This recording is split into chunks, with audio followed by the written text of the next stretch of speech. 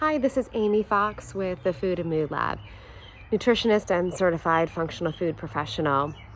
May's Mental Health Awareness Month, and I thought certainly what better time than now to talk about nutrition and the possibilities with mental health. I just can't seem to get this video right. I don't know. I'm having a day.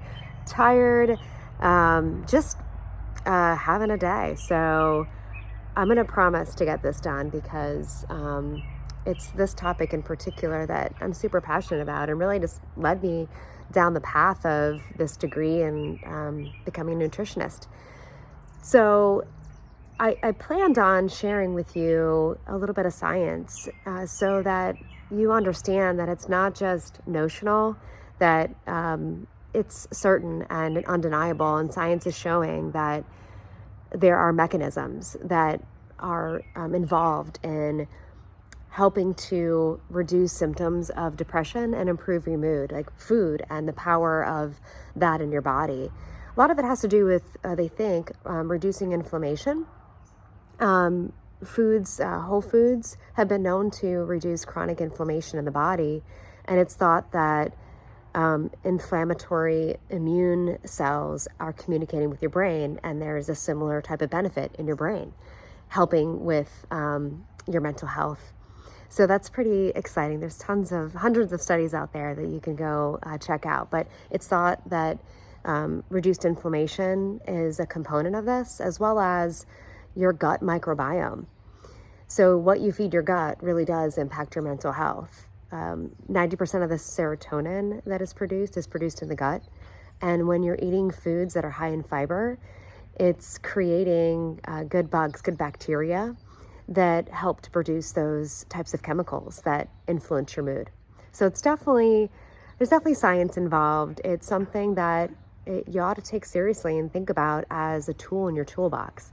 So all of this is, no pun intended, but food for thought, and really should be considered an important ingredient in how you think about making effort and feeling good every day. And I'm not sure if you're like me, but given the day, I have to turn up the dial or turn down the dial on certain things that I know help me show up in a way I want for myself, for my family, in my job, and exercise, meditation, breathing. There's all of these things, but nutrition needs to be one of those. And so I thought I'd leave you with 5 ideas or 5 sort of levers you can try. It's not meant to say you need to do all these things. It's meant to inspire you to be curious about how you can use nutrition as as a positive influence on your mood, your anxiety, your stress, all of that wrapped into your mental health. So my first suggestion, it'll always be my suggestion with food and mood, is to ditch the bag or the box and reduce or eliminate highly processed foods. Eat more whole foods, because we know that processed foods increases inflammation in the body. So doesn't mean it's an all or nothing kind of thing. Just try it out. Eat less refined foods.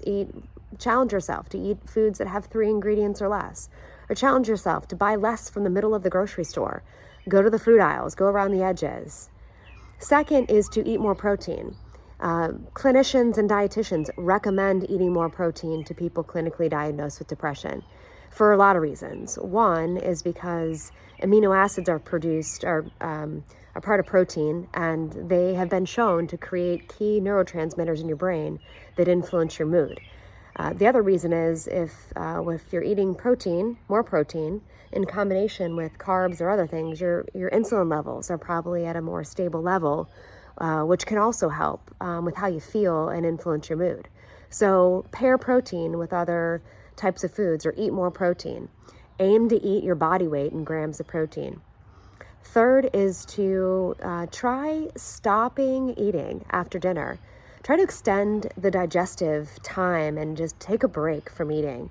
I can't wait to talk to you about intermittent fasting. There's lots of great research on weight loss, but there's even just as much, I should say, about mental health and how you feel in your mood. One of the reasons is just the extra time it gives your body to rest. So it takes your body at least 8 hours to digest food.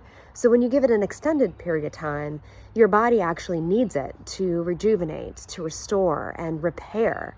And there's also a process when you have this extended time of fasting where your brain clears itself. So lots of great research out there.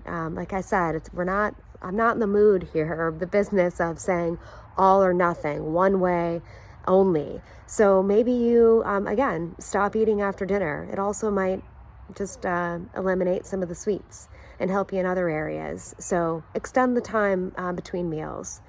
Last, and I think most important, is reducing alcohol, maybe eliminating it.